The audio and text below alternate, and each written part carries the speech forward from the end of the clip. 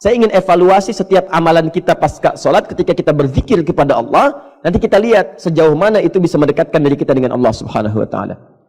Apa amalan-amalan itu diantaranya? 1, bacaan istighfar, sudah kita bahas.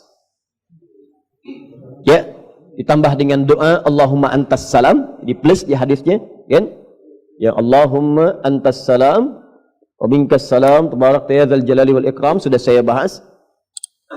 Coba praktekkan lagi ya. Sedikit kita evaluasi. Istighfar itu artinya minta ampun. Astagfirullah, ya Allah ampuni saya. Jadi orang yang benar istighfarnya, saat dia istighfar bukan cuma di lisan, astagfirullah, astagfirullah, astagfirullah. Tapi bagaimana istighfar itu mengingatkan dia dengan Allah. Bagaimana caranya? Istighfar artinya minta ampun. Orang minta ampun sadar akan dosa. Karena itu ketika Anda istighfar sambil merasakan dosa apa yang Anda perbuat sampai Anda beristighfar pada saat itu. Punya dosa apa? Pada orang tua, pada pasangan hidup, pada anak, pada tetangga, pada macam-macam istighfar. Jadi begitu selesai istighfar, keadaan Anda dekat dengan Allah. Makanya orang yang rajin istighfar, salah satu anugerah yang Allah berikan kepadanya adalah ampunan dari dosa-dosa. Selain mendapatkan cinta Allah Subhanahu wa Ta'ala. Dalilnya telah saya terangkan. Dan kalau sudah dicintai, apapun yang dia inginkan akan diberikan oleh Allah sepanjang itu menjadi kebutuhan dunia akhiratnya. Dalilnya sudah saya sampaikan. Kemudian setelah ini, ada istighfar, Allahumma antas salam, sudah selesai. Ada bacaan, kemudian zikir la ilaha illallah wahdahu la syarikalah lahul mulku wal hamdu wa huwa ala kulli syai'in qadir. Ya, ini sudah kita bahas. Awas, hati-hati. Setelah itu ada bacaan apa? Baik bacaan ayat-ayat Quran pilihan, ada ayat kursi, ada al-ikhlas, ada al-falaq, ada an-nas. Kemudian ada bacaan ayat Al-Quran. Sebelumnya kemudian kita telah bahas juga ada 3 bacaan utama yang subhanallah, alhamdulillah, kemudian Allahu Akbar. 3 bacaan utama. Saya sudah terangkan. Ini untuk mengurutkan saja.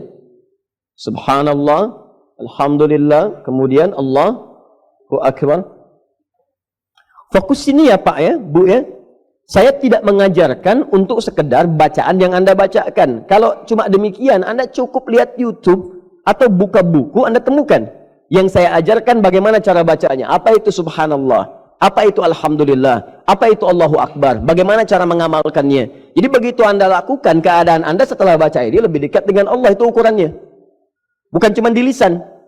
Masih ingat keterangan saya tempo lalu? Orang yang baca subhanallah, subhanallah itu artinya menepikan segala hal yang tidak terkait dengan sifat dan keagungan Allah Subhanahu wa Ta'ala. Jadi kalau sudah subhanallah, Allah tidak akan disekutukan dengan apa-apa lagi.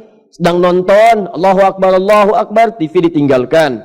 Ada pekerjaan, Allahu Akbar, pekerjaan bisa ditunda, bukan yang sifatnya mendesak. Maka Anda tunda dulu, tunaikan sholat. Itu yang disebut dengan subhanallah. Ya, maaf, alhamdulillah, semua yang kita kerjakan bermanfaat. Pakaian bermanfaat, ya, kendaraan bermanfaat, rizki bermanfaat, tidak korupsi, tidak mencuri. Jadi kalau tiap hari Anda ucapkan alhamdulillah, alhamdulillah, tapi korupsi juga, mencuri juga, menipu juga, berselisih juga, pasti ada yang salah di situ. Pasti ada yang salah. Apalagi maaf ya, maaf sudah menipu, mencuri. Ya begitu kemudian ditanya, ayo bawa tasbih, subhanallah, subhanallah, pakai peci, mulai pakai kerudung, gitu kan? Nah, pasti ada yang salah. Nah kalau ini sudah selesai, termasuk nanti bacaan ayat kursi. Nah, apa ciri keberhasilan orang yang zikir dengan bacaan-bacaan ini dengan termasuk ayat kursi? Maka kemudian dia akan dijaga oleh Allah dari pengaruh-pengaruh setan. Pertemuan lalu saya terangkan, ada setan masjid, setan rumah, setan macam-macam. Jadi kalau Anda benar zikirnya, Anda sudah punya benteng dengan setan. Makanya Allah turunkan surat benteng, surat perisai, surah ke-15 Al-Hijr. Inti surah Al-Hijr itu kan ada intinya di ayat ke-40. Ya, ketika iblis mengatakan kepada Allah, ya Allah, aku akan goda semua hamba-hambamu, aku akan palingkan darimu. Bahkan nanti di Al-A'raf itu aku akan goda dari depan, dari belakang, kanan, kiri. Cuma ada satu golongan yang sulit aku goda. Ya, bukan nggak digoda, dia mau goda, cuma nggak bisa. Seakan-akan ada perisai di sekitarannya. Siapa orang ini? Illa ibadaka minhumul mukhlasin. Yaitu orang-orang yang punya sifat mukhlas. Orang mukhlas berjuang untuk mukhlas. Perjuangannya disebut dengan mukhlis, sifatnya disebut dengan ikhlas. Maka turun surah Al-Ikhlas, Qul huwallahu ahad, menepikan dari iblis, Qul a'udzu birabbil falaq, Qul a'udzu birabbin nas. Puncaknya kemudian ayat kursi. Jadi kalau orang mengamalkan ayat-ayat ini dengan perilaku yang disebutkan dalam ayatnya, kerjakan ini, jauhi ini, maka Allah akan bentengi dia dari setan. Begitu setan akan menggoda, nggak tembus. Bukan nggak digoda, karena setiap orang hidup nggak akan lepas dari godaan setan.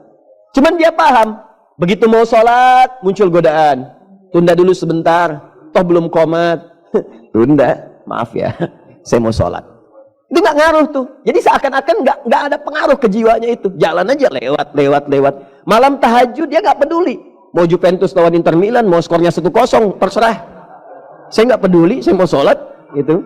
Jadi jalan aja, nyantai, lewat dan seterusnya. Nah itu kalau Anda sudah seperti itu, maka ada penjagaan Allah yang diberikan kepada Anda. Itu dijaga sampai dengan kembali pada Allah Subhanahu wa taala.